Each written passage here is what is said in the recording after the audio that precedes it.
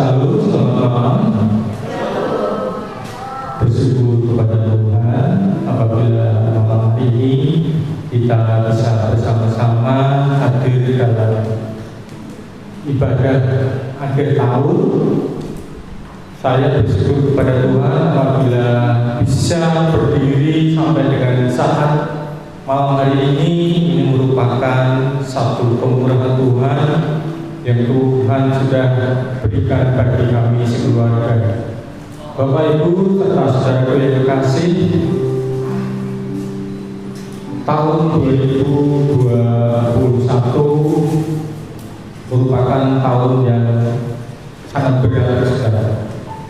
Di samping corona yang demikian merajalela sehingga ada banyak orang yang berjatuhan, masalah-masalah lain juga muncul dalam kehidupan kita.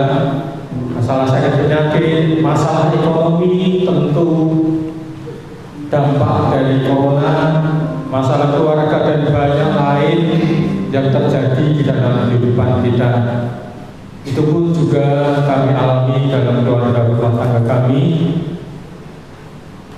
Tahun 2021 sangat berat bagi saya, khususnya secara pribadi, di mana saya hidup hanya oleh karena iman kepada Tuhan, saudara. Bukan karena logika, karena sakit yang saya alami, yang saya derita itu sungguh sangat menyita energi saya. Kalau dipikir secara logika, nggak bakalan ketemu, saudara. Bayangkan setiap hari saya konsumsi obat itu sampai 15 biji, saudara. Satu hari, saudara. Sampai saya hafal itu obatnya. Pagi harus minum 7 piring. Setelah makan pagi ada lagi obat untuk pengencer darah, ada lagi obat untuk ginjal, ada lagi obat untuk kolesterol. Siangnya ada lagi obat untuk jantung. Obat untuk jantung sehari 2 kali. Ada bisoprolol, ada berita, ada obat untuk kolesterol atau pasatin, dan masih banyak lagi. Sehari minum 15 obat, saudara. Bayangkan kalau 1 bulan berapa? 15 kali 30, 450 obat 1 bulan, saudara. Baru 1 bulan. Saya sudah konsumsi obat ini selama 3 tahun semenjak pertama kali didiagnosis jantung tahun 2019. Mulai saat itu saya konsumsi obat terus selama 3 tahun, saudara. Jadi 450 kali 1 tahun itu berapa? 5.400 obat, saudara. Jadi konsumsi obat itu makanan pokok bagi saya. Lauknya nasi, lauknya sayur mayur, buah-buahan seperti itu, saudara. Jadi saya katakan bahwa saya hidup hanya karena iman kepada Tuhan, saudara. Jadi saya berserah kepada Tuhan. Kalau dipikir secara logika, secara nalar, setiap hari minum 15 obat, 1 tahun 5.400 obat, tubuh saya ini sudah rusak. 5.400 obat 1 tahun, padahal 3 tahun berapa kali, saudara? 16.200 obat, saudara. 3 tahun itu saya konsumsi. Tetapi puji Tuhan, saya ada sebagaimana saat ini ada. Semua karena kemurahan Tuhan, itu semua karena berkat Tuhan.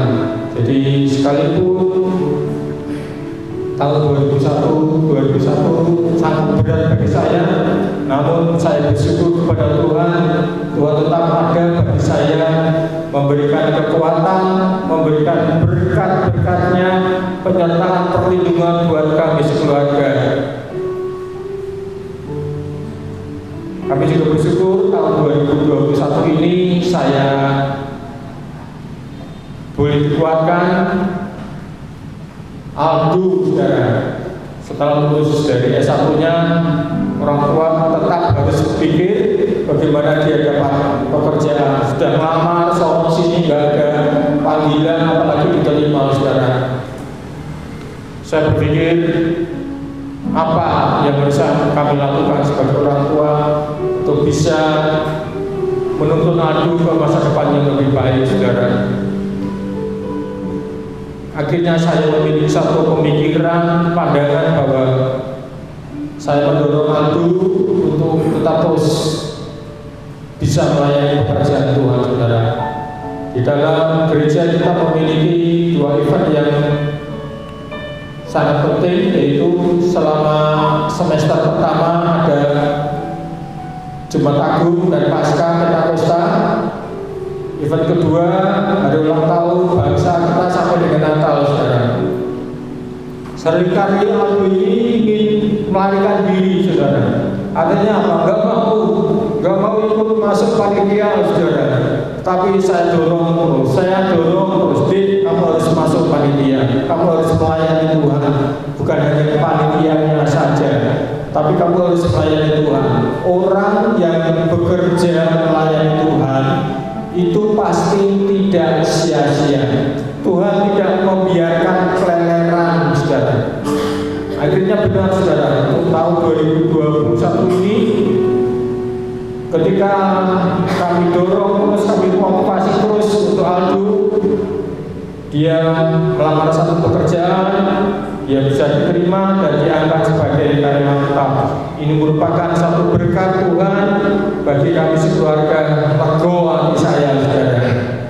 Lego kami sekeluarga karena merasakan Tuhan sudah memberikan upah dari jerih payah yang dikerjakan untuk Aldo, bagaimana dia melayani pekerjaan Tuhan.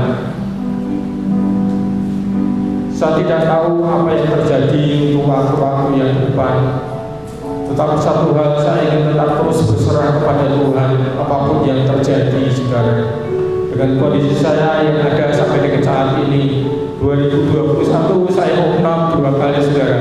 Januari tanggal 17 sama terakhir kemarin 3 Oktober, saudara. Sampai Oktober, saudara. 3 Oktober saya tak sadarkan diri di gereja. Waktu itu, saudara, saya seringkali bercanda lucu dengan Aldo. Aldo kan juga sering sakit, saudara. 2020 kemarin pada tutup tahun seperti ini, ya, saudara. Saya tidak, meski saya tugas 2 SPA, tetapi saya tidak bisa hadir karena mengantar Aldo periksa di rumah sakit William Wood. Pak Pendeta, WA saya, Pak Marno, sudah jangan ke gereja, ngurusin Aldo saja. Kemudian Pak Pendeta, padahal waktu itu ternyata jemaat Tuhan banyak yang bersetujuan, saudara, karena COVID, saudara. Saya bersyukur kepada Tuhan. Tuhan memberikan pertolongan sehingga kami semua terlepas dari COVID, saudara. Untuk Aldo yang panasnya waktu itu sampai 39 derajat, saudara. Saya setelah itu dan kita berhati-hati jangan sakit lagi. Karena apa? Setiap kali kita sakit ngerepoti Pak Pendeta, saudara. Setiap sakit ke Pak Pendeta minta tolong antar ke rumah sakit. Waktu itu punya mobil, saudara. Sekarang mobilnya masih dititipkan, saudara. Kita lagi datang, saudara. Kita nggak sakit lagi karena apa? Kita ngerepoti Pak Pendeta terus nggak enak, saudara, sungkan, saudara. Malam-malam jam 12 mobil Pak Pendeta minta tolong antar kami ke rumah sakit karena Pak Marno sakit parah, nggak bisa apa-apa. Aldo juga demikian, saudara. Tetapi tanggal 3 Oktober nggak ngerepoti Pak Pendeta, malah ngerepoti Pak Andreas, puji Tuhan. Jadi kesempatan malam hari ini saya sampaikan terima kasih Pak Pendeta, Pak Andreas yang tidak bersama, meskipun tidak bersama dengan kita. Saya sampaikan terima kasih untuk bantuan dan pertolongan bagi saya. Dan terakhir saya mengucapkan terima kasih kepada istri saya, Ibu Rara Paulina Triutami Kusumaningrum, yang saya yakin meskipun beliau bukan merupakan istri yang sempurna, tetapi dia yang terbaik bagi keluarga kami, saudara. Sudah merawat kami, menjaga kami, membimbing kami sekeluarga sampai dengan saat malam hari ini, di mana saya sudah berusia setengah abad lebih, 4 tahun, saudara. Itu merupakan satu kebanggaan bagi kami. Juga kami bangga dengan anak-anak Aldo dan Alfian. Saudara, meskipun kalian tidak sempurna, namun ini membuat hati hati saya sebagai orang tua bangga. Bangganya apa, saudara? Kalau terus terang ya, jujur dalam hati saya, kalau melihat anak-anak bisa tampil di depan mimbar, bisa melayani, itu merupakan satu kebanggaan, saudara, bagi saya, saudara. Benar, itu merupakan suatu kebanggaan anak-anak bisa terlibat dalam pelayanan. Pada malam hari ini, anak-anak saya dua-duanya ada di depan. Bukan kesombongan untuk saya, tetapi terus terang itu merupakan satu kebanggaan bagi saya, mendidik anak dari kecil sampai dengan besar untuk mereka bisa terlibat dalam pekerjaan pelayanan yang Tuhan sudah pakai menjadi alat bagi dia.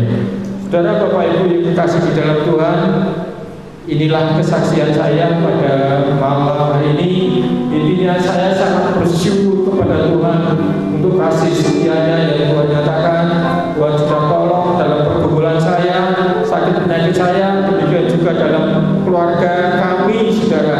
Tuhan senantiasa ada, memimpin, menolong, dan memberkati kami sehingga kami boleh menikmati sukacita dan sejahtera dalam kami berumah tangga. Demikian kesaksian saya yang boleh menjadi berkat bagi kita semuanya.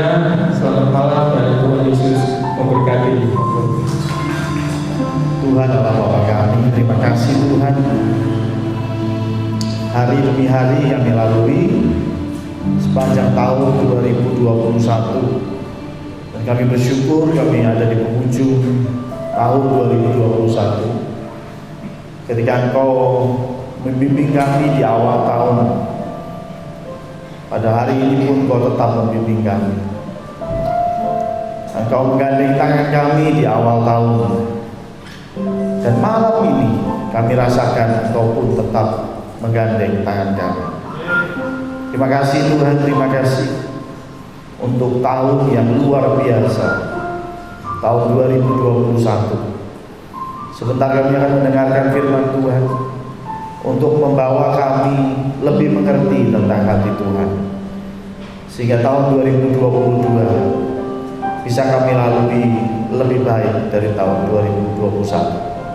Terima kasih Tuhan, hanya di dalam nama Tuhan Yesus Kristus kami siap mendengarkan firman. Amin. Shalom. Kayaknya mic-nya terlalu keras, karena suara saya keras, nanti tambah keras banget gitu ya. Waduh, di belakang ada trio macan ya, Pandu, Ronald, sama Ricky ya, trio macan yang manis dan cantik ya. Ya oke. Ya hari ini kita ada di penghujung tahun 2021, dan tentunya satu kesaksian yang tadi kita dengar bersama-sama ini menunjukkan bagaimana kalau kita mau merefleksikan tahun 2021, apa yang sudah kita lalui sepanjang tahun, dan hari ini kita bisa melihat bagaimana pertolongan Tuhan. Betul ya? Kayaknya kalau kita lihat ke belakang jalan yang kita lalui sepanjang tahun, ya kayaknya nggak mungkin ya bisa sampai ujung sini, gitu ya. Tadi Pak Marno sampaikan bahwa hidup ini nggak pakai logika ya, udah nggak pakai logika sekarang, pakainya iman, karena di logika nggak masuk ya Pak. Apalagi di ujung tahun ini ketika Pak Marno melihat ke belakang apa yang sudah dilalui, kayaknya nggak masuk, gitu ya. Tapi buktinya kita ada di penghujung tahun 2021. Saya yakin ini karena pertolongan Tuhan. Tahun 2022 adalah awal yang baru. Temanya memang awal yang baru ya. Dan tentunya ini kalau bicara tentang Yunus pasal 4, sebelum masuk ke Yunus pasal 4, saya mereview sedikit Yunus pasal 3 yang kemarin kita belajar bersama-sama pada hari Natal. Bagaimana Yunus pasal 3 menuliskan orang-orang Niniwe bertobat. Buat saya pertobatan adalah awal yang baru, betul ya? Tuhan tidak lagi mengingat-ingat dosa-dosa kita. Tuhan sudah membuangnya ke tubir laut. Itu maksudnya udah dibuang jauh-jauh, gitu ya.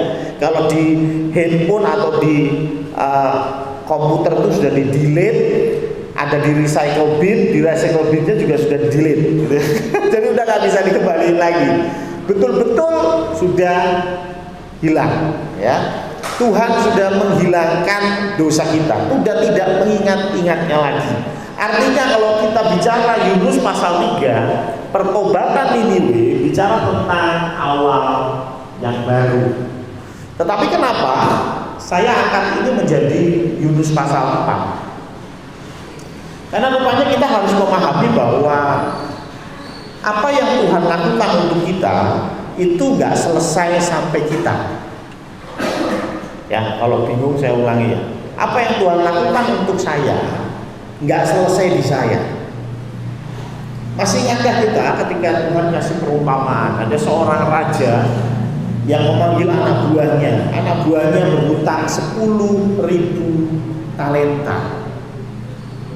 1 talenta 6.000 dinar, berarti 60 juta dinar. Lalu ada temennya, si orang itu kemudian diampuni, betul ya? Kalian nggak bisa bayar, minta ampun sama Tuhan, sama tuannya, sama rajanya. Terus rajanya bilang, ya sudah, kamu memang nggak bisa bayar, utangmu 10.000 talenta lunas, nggak perlu bayar lagi. 60 juta dinar free, kalau dirupiahkan 6 triliun free. Kita punya utang 6 triliun dan dianggap lunas. Saya yakin raja itu tidak punya menteri keuangan seperti Bu Sri. Karena saat ini Bu Sri Mulyani sedang ngoyak-ngoyak yang punya utang BLBI. Tapi kalau cerita di Alkitab, si tuan itu menghilangkan utang, mengampuni. Dan ketika orang ini keluar, dia ketemu sama temennya. Temennya utang berapa? 100 dinar. Ingat, dia sudah ditebus, dia sudah diampuni dari kesalahan, dari hutang sebesar 60 juta dinar. Temennya utang cuma 100 dinar. Dia tadi temennya nggak bisa bayar, dimasukkan ke penjara. Betul itu? Lalu raja itu bilang, kamu itu keterlaluan. Saya sudah menghapuskan hutangmu 60 juta dinar. Temenmu cuma hutang 100 dinar, nggak ampun. Artinya apa sih? Tuhan mau apa yang Tuhan lakukan buat kita, pengampunan, itu nggak selesai sampai kita.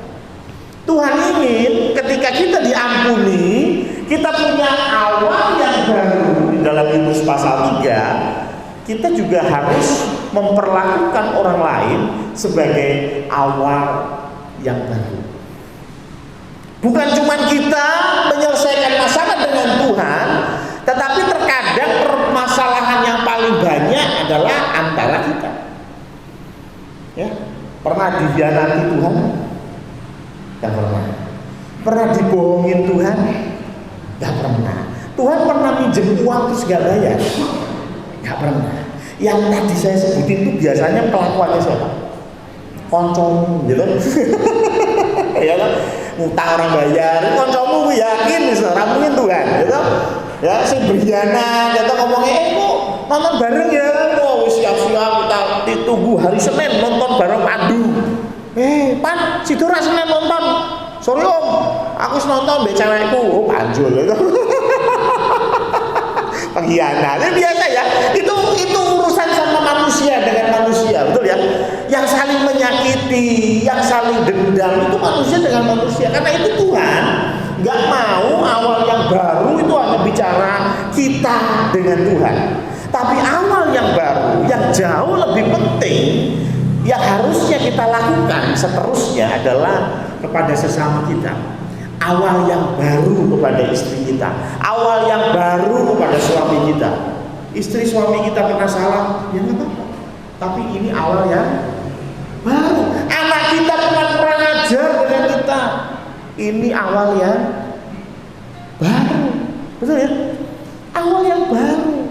Tahun yang baru saya harap sesuatu yang indah. yang baru, yang lama, yang rusak, yang nggak baik, tinggalkan. Nah sekarang baru kita masuk ke dalam Yunus pasal yang keempat. Mari kita baca Yunus pasal yang keempat. Dan Yunus pasal keempat ini tidak bicara tentang orang Niniwe lagi, tetapi ini bicara tentang urusan Yunus sama Tuhan. Yunus pasal 4 ayat 1 sampai dengan ayat yang ke-11. Saya baca ayat pertama, Bapak Ibu ayat kedua, dan begitu seterusnya. Tetapi hal itu sangat mengesalkan hati Yunus, lalu marahlah ia.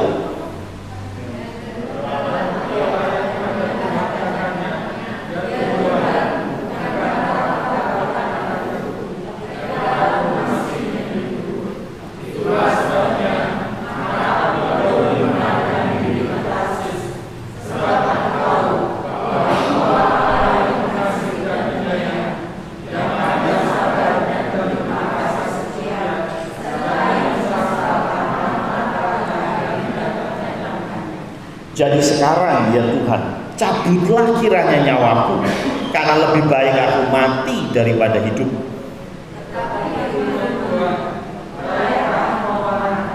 Yunus telah keluar meninggalkan kota itu dan tinggal di sebelah timurnya.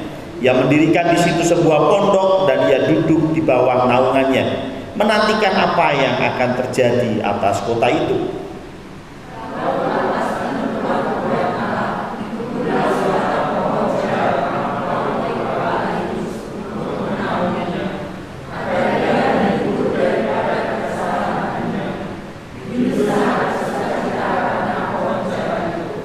Tetapi keesokan harinya ketika fajar menyingsing atas penentuan Allah, datanglah seekor ulat yang menggeret pohon jarak itu sehingga layu.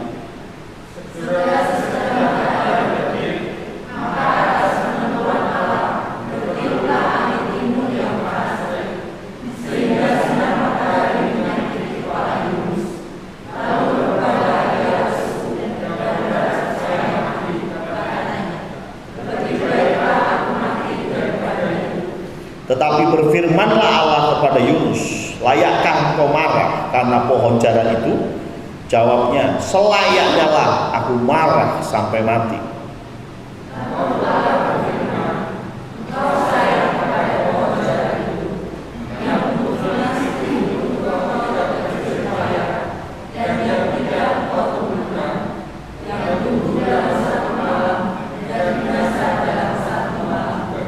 Bagaimana tidak aku akan sayang kepada Niniwe, kota yang besar itu yang berpenduduk lebih dari 120.000 orang, yang semuanya tak tahu membedakan tangan kanan dari tangan kiri, dengan ternaknya yang banyak.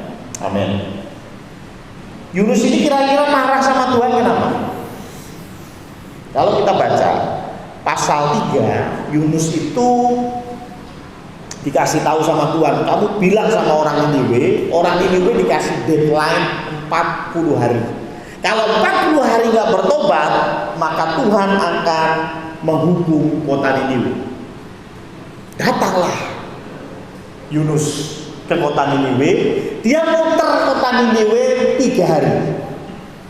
Jadi rupanya dia khotbah, dia menyampaikan apa yang firman Tuhan suruh dia sampaikan 3 hari. Dan setelah 3 hari, bahkan rajanya pun bertobat, gitu ya. Kemarin Natal kita belajar itu. Rajanya bertobat, semua kota Niniwe bertobat. 3 hari dia khotbah bertobat. Tapi pasal 4 diceritakan bahwa Yunus itu marah sama Tuhan. Kenapa? Karena orang Niniwe ini diampuni oleh Tuhan, gitu. Aneh kan?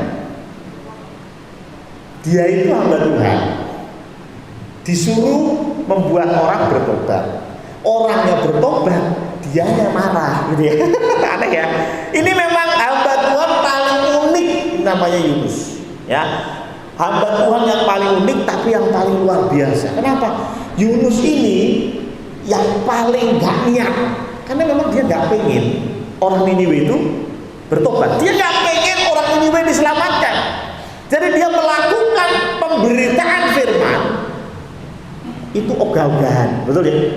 Mungkin kalau khotbah juga, weh, rumono, nek kowe tobat ya syukur, ora tobat petang dina kowe dipateni Gusti, wis titik. Kowe ngandel syukur, ora ngandel ya wis, ngono ya. Karena dia nggak niat, dia datang dengan ketidakniatan. Tetapi 120.000 orang bertobat. Dia hanya khotbah 3 hari. Stephen khotbah bertahun-tahun. Berapa yang bertobat Steve? Aduh, susah Pak Pendeta itu. Aduh, Pandu aja belum bertobat. Ya susah ya. Gak bisa kita bilang 120.000 orang bertobat. Nggak nyampe lah, jauh. Ya.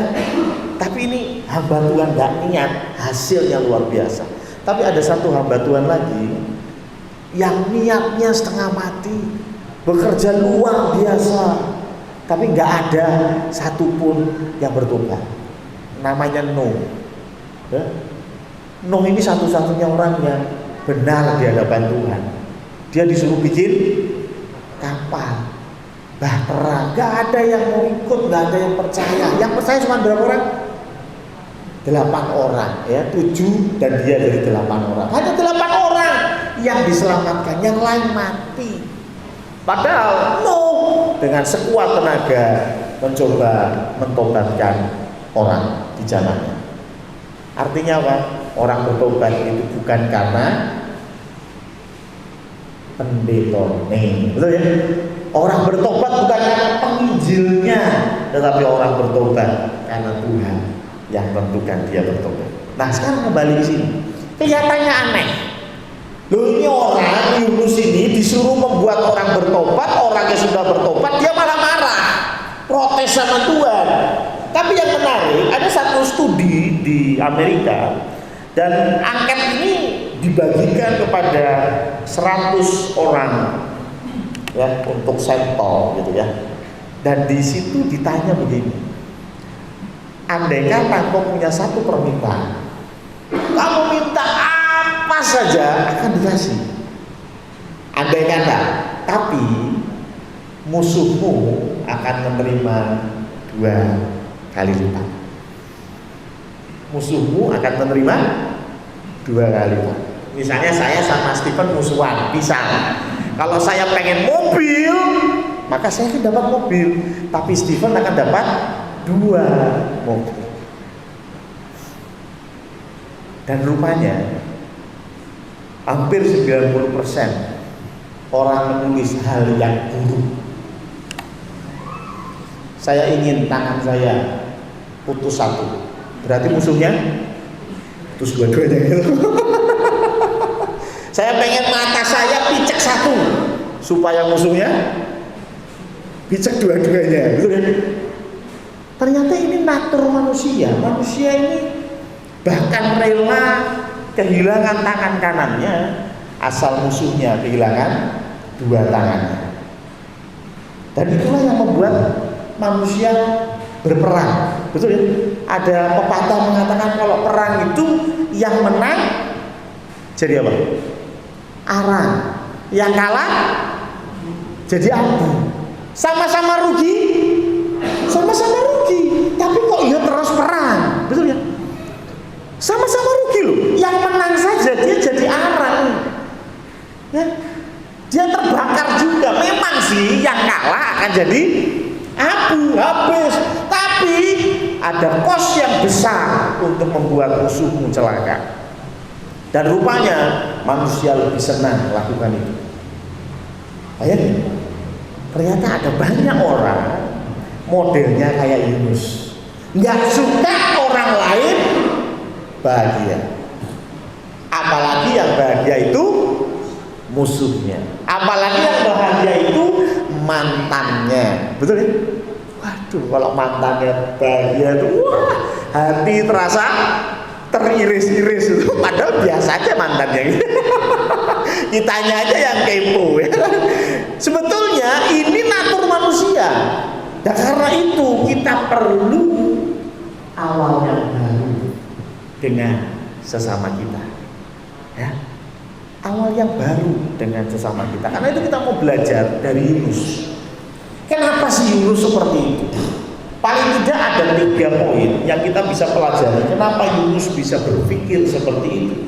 Dan diharapkan kita tidak meniru Yunus, tetapi kita lakukan yang sebaliknya. Yang pertama, Yunus tidak memahami kasih karunia.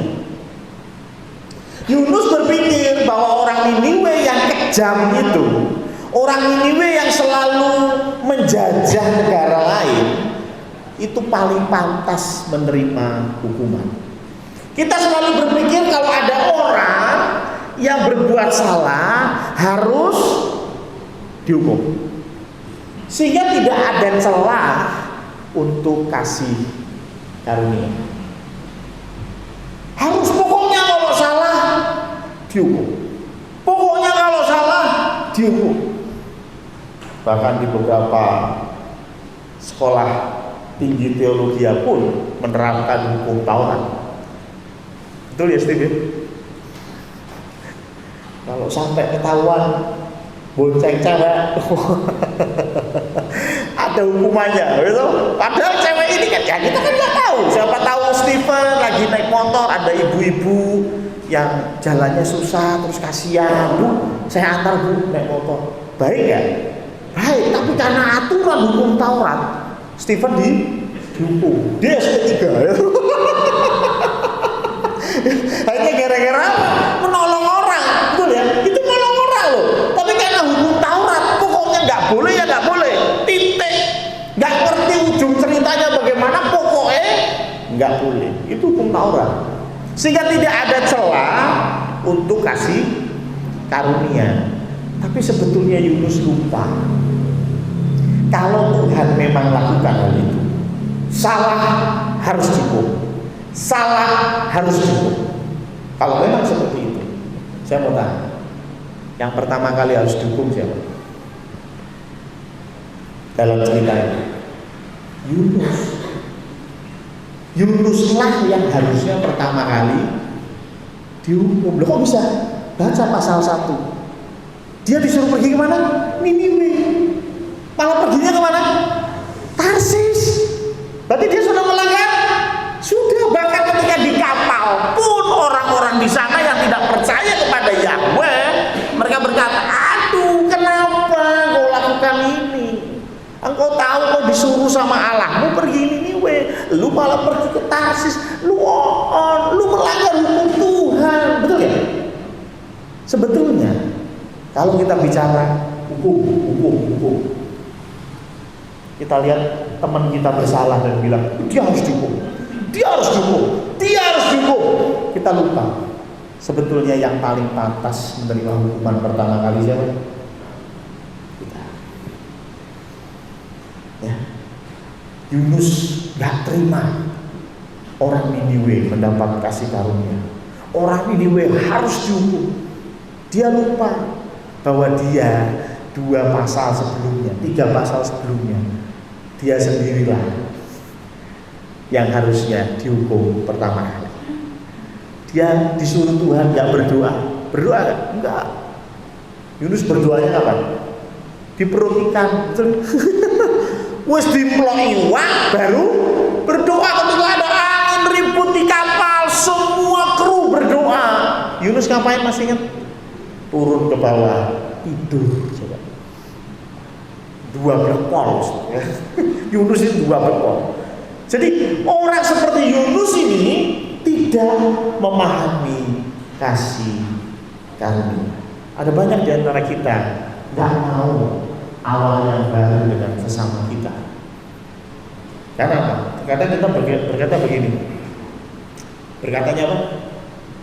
Kamu berubah dulu.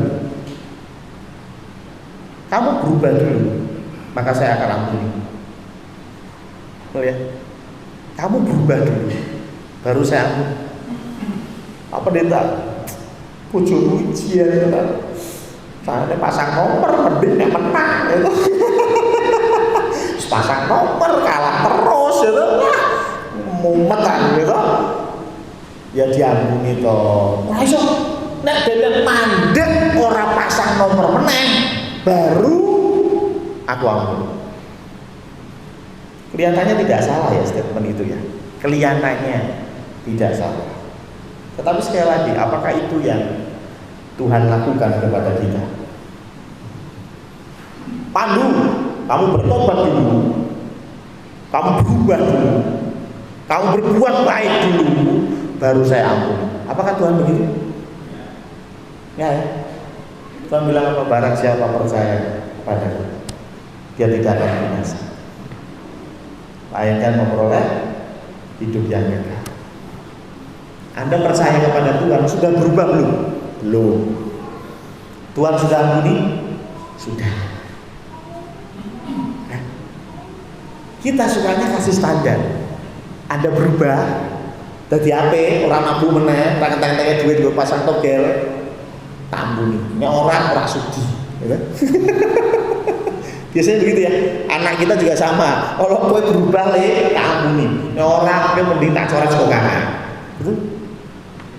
Yang penting berubah. Ya betul. Ketika kita mengampuni, diharapkan orang itu ada perubahan. Tetapi kita kadang-kadang duale, kita menuntut orang lain berubah dulu, baru kita mau mengampuni. Pengampunan bukan gara-gara orang itu berubah. Betul ya? Pengampunan ya pengampunan. Ya, ketika murid-murid Yesus bertanya berapa kali kita mengampuni, Tuhan gak bilang ya kalau dia berubah harus diampuni. Enggak, ampuni terus. Dia melakukan kesalahan lagi, ampuni lagi. Loh, mengampuni itu kayak apa sih? Melupakan sakitnya, tapi mengingat pelajarannya. Soalnya ya, mengampuni itu melupakan sakitnya. Makanya pengampunan itu baik buat kita, bukan buat yang diampuni. Karena kita tuh sudah disakiti, kita sakit. Kalau kita mengampuni, kita lupa dengan sakitnya. Ketemu orangnya, shalom, nggak masalah. Ya, tapi kalau kita masih belum mengampuni, ketemu Stephen gitu ya, rasanya darah ini mendidih gitu ya. Karena masih benci, masih jengkel, masih belum bisa mengampuni. Kalau Stephen berubah, tidak lagi ambil sabun saya akan ampuni. Tapi kalau sabun cuci saya dipakai terus, tidak ada maaf, ya kan? Gak bisa ya. Wah, ketemu Stephen marah, ketemu Stephen sakit hati, ketemu Stephen langsung auranya nggak enak, betul ya? Itu berarti Anda belum bisa mengampuni. Anda bisa mengampuni gimana? Ya udah, ketemu orangnya biasa aja, nggak usah diperdebatkan. Tapi belajarlah dari pengalaman. Ya, pengalamannya jangan dihilangkan. Pengalamannya jangan dihilangkan. Saya kasih contoh ya. Ketika siapa sih 3 anak buah ya, 3 hamba, ketika tuannya mau pergi dan 3 hamba ini dikasih talenta, gitu ya. Kasih talenta 1 5, 1 2, satunya 1 talenta, ya. Kemudian pergi tuannya kembali, semua dapat hasil, yang satu ini nggak dapat hasil, bahkan ngunek-ngunek ke tuannya. Saya yakin tuannya ya mengampuni tuh. Saya ampuni. Kamu ngunek-ngunek ke aku, ya wis ora apa-apa, tak ampuni. Tapi apakah tuannya tetap mempertahankan 1 talenta itu kepada dia? Enggak. 1 talenta itu akan diambil dan diberikan kepada orang yang bisa menghasilkan. Nah,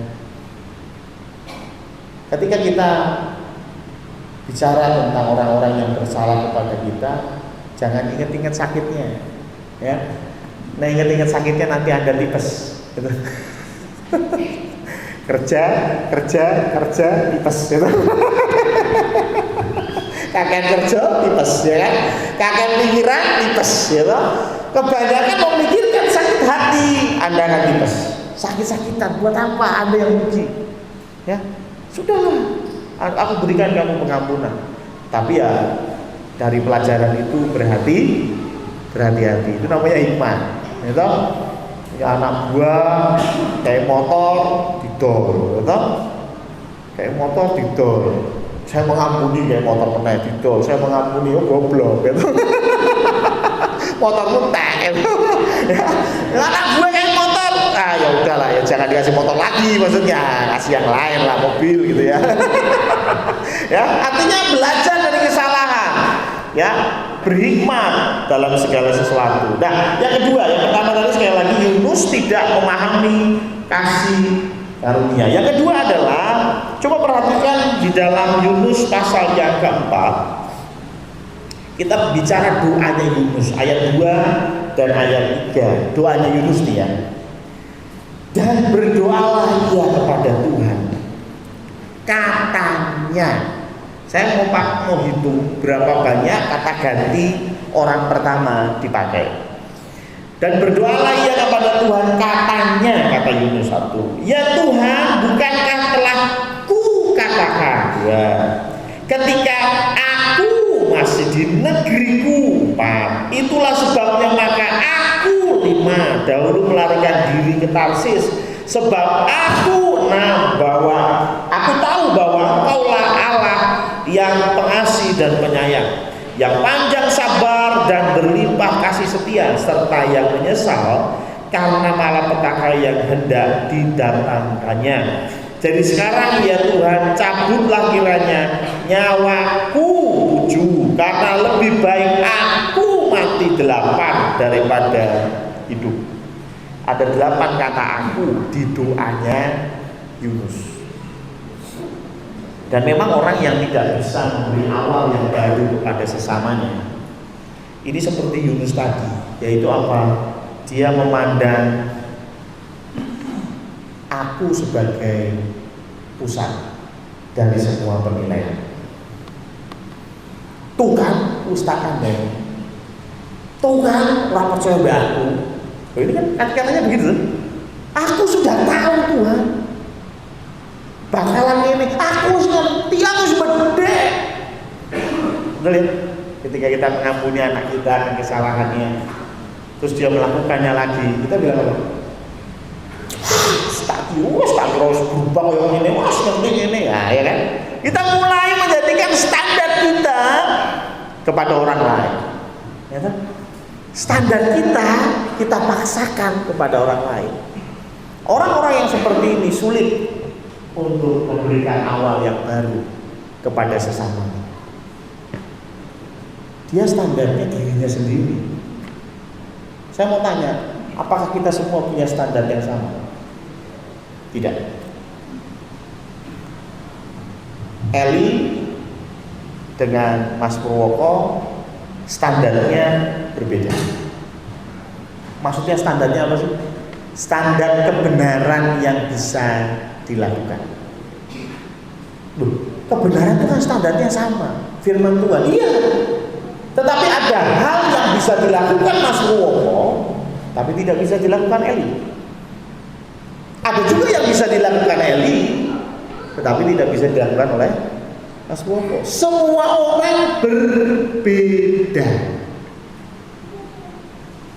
Ya, ketika kita menuntut satu kelas, muridnya banyaknya 30, semuanya harus nilainya 8 semua. Adil enggak? Enggak ya? Ya kan? Enggak. Kenapa? 30 orang itu mungkin yang pinter matematika ya cuma 10. Tapi yang lain pinter bahasa Inggris, yang lain pinter di tempat lain. Betul ya? Kelemahan Mas Purwoko berbeda dengan kelemahan Eli. Mungkin bicara tentang godaan uang, misalnya contoh ya, godaan uang Mas Purwoko lebih tahan, gitu? Mas Purwoko lebih tahan godaan uang. Tapi Eli godaan uang lebih lemah. Wah, digoda uang itu susah nolaknya. Tapi kalau digoda cewek, siapa yang lemah? Ya kan? Ya. Halo Om, rumahnya di mana? gitu. Lupa, langsung jawabnya begini. Jangan panggil Om, panggil Mas aja. Mantap sudah ya. Aduh, bertobat kakak ya. Ya, kelemahannya di situ. Jadi setiap orang punya kelemahan sendiri. Ya, setiap orang punya masa lalu sendiri. Ya, jangan disamakan. Kadang-kadang kita menyamakan. Loh, aku aja bisa, kamu harus bisa dong. Ya, aku aja bisa tahan digoda 10 cewek tahan. Kamu kok digoda 1 cewek aja udah lemes. Lah iya Pak Pendeta 10 cewek jelek semua. Yang goda 10 cewek tapi jelek semua. Ya, itu panganannya itu. Lah saya kan yang godai bidadari ya. Ya kalah. Betul ya? Kita nggak ngerti pergumulan setiap orang seperti apa. Karena itu firman Tuhan, jangan menghakimi. Ya kan? Jangan menghakimi. Semua orang perlu awal yang baru. Tetapi ingat, tidak semua orang sama dengan kita. Mereka punya pergumulan sendiri, mereka punya kelemahan sendiri, mereka punya tantangan hidup sendiri. Ya, tugas kita apa? Berikan awal yang baru.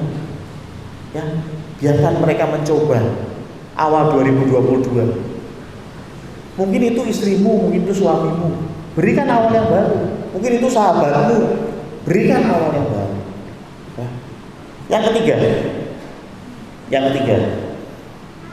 kenapa Yunus bicara seperti ini? Tidak mau mereka selamat. Bahkan yang menarik kalau kita lihat ayat yang sebelum pohon jara, ayat 5. Yunus telah keluar meninggalkan kota itu dan tinggal di sebelah timurnya.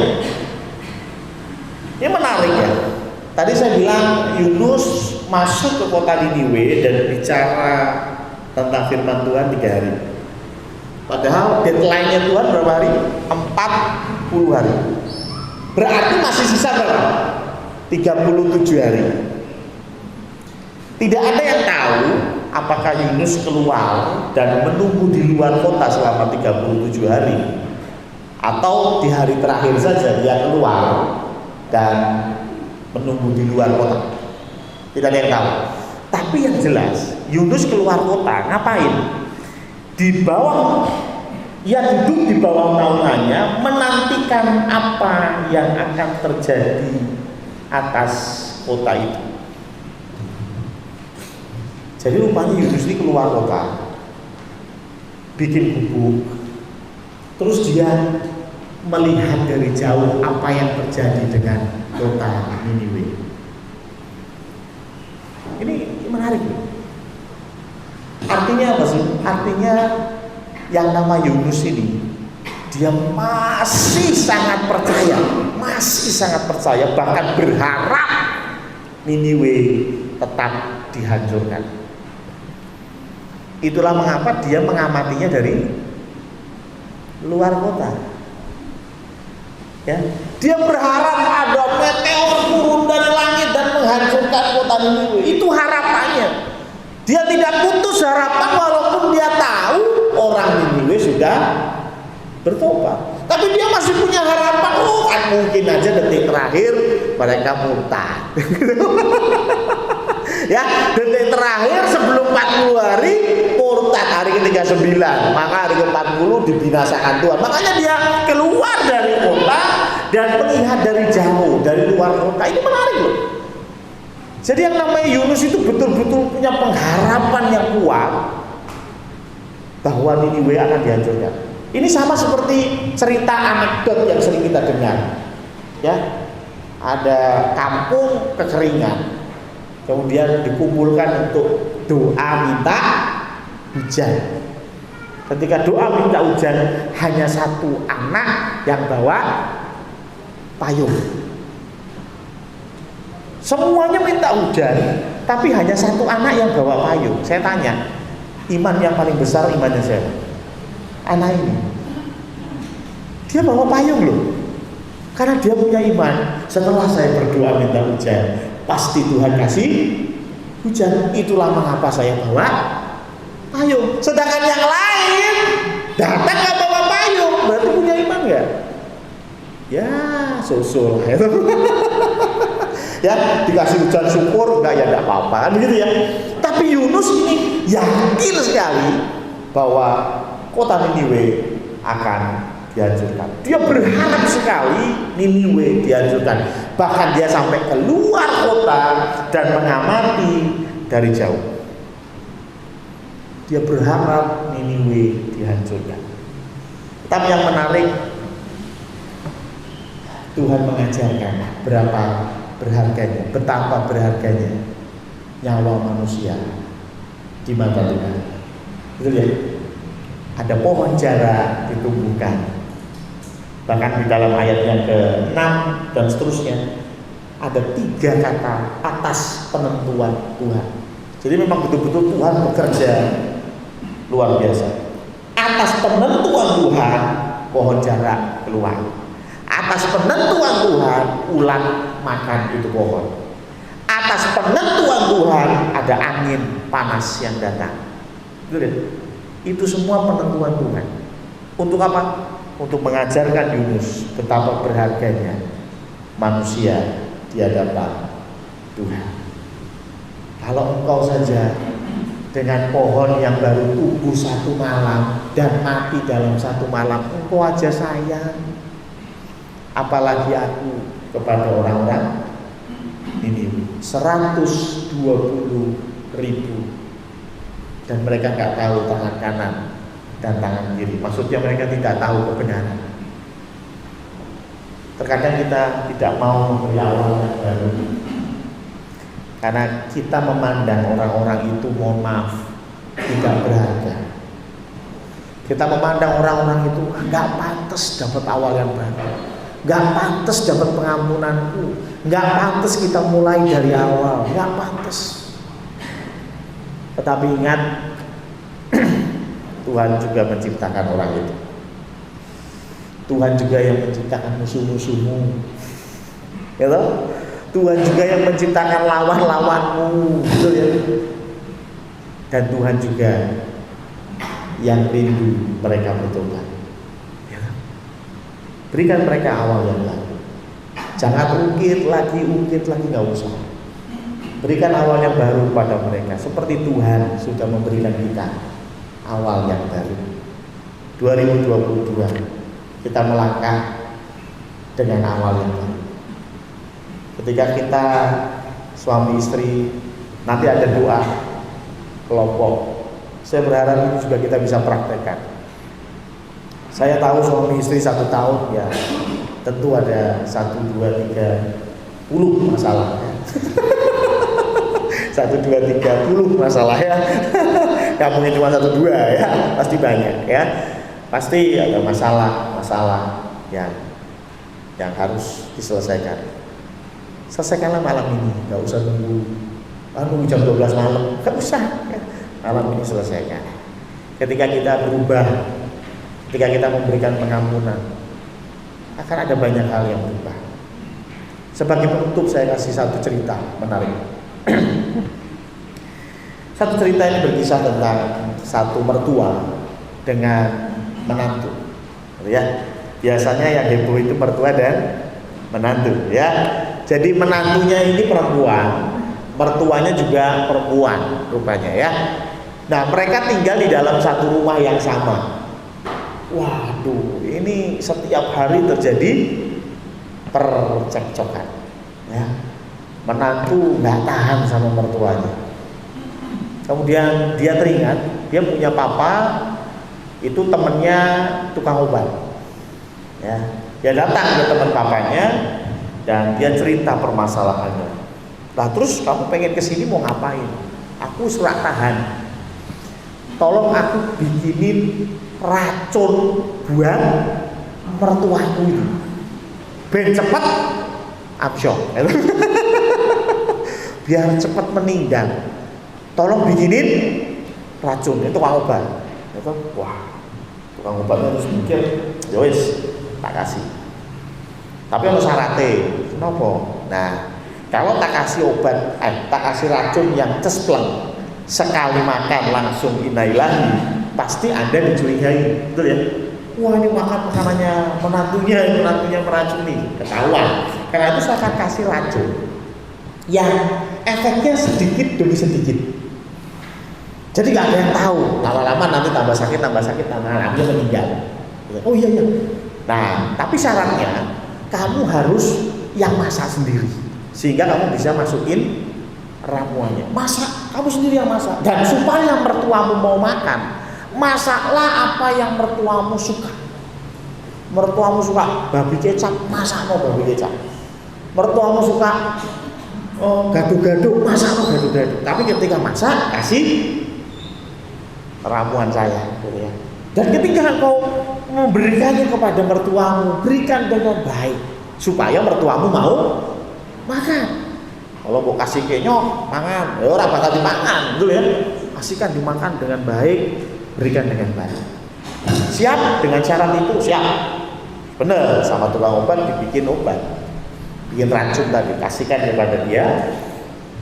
Dan betul, dia lakukan itu, dia masak makanan yang disukai oleh mertuanya, disajikan dengan baik, disampaikan dengan baik. Mah, ini makan, silakan. Waduh ya. Lama-lama mertuanya, waduh ini mantuku luar biasa ya. Tiap hari masak masakan ya, aku suka. Ngasihnya juga dengan senyum. Omongannya juga halus, nek aku ra gelem didulang. Wah, wis pokoke iki anak mantuku iki luar biasa. Sampai-sampai mertuanya mulai cerita ke tetangga, ini mantuku nomor 1. Ini best of the best. Numero 1. Oh, aduh, ini mantuku paling luar biasa. Ini sudah berjalan 6 bulan. Wah, rupanya mantunya juga merasa, aduh kok mertuaku jadi baik ya, ini mati tenang piye. Wah, dia buru-buru setelah 6 bulan itu, dia buru-buru datang ke tukang obat lagi.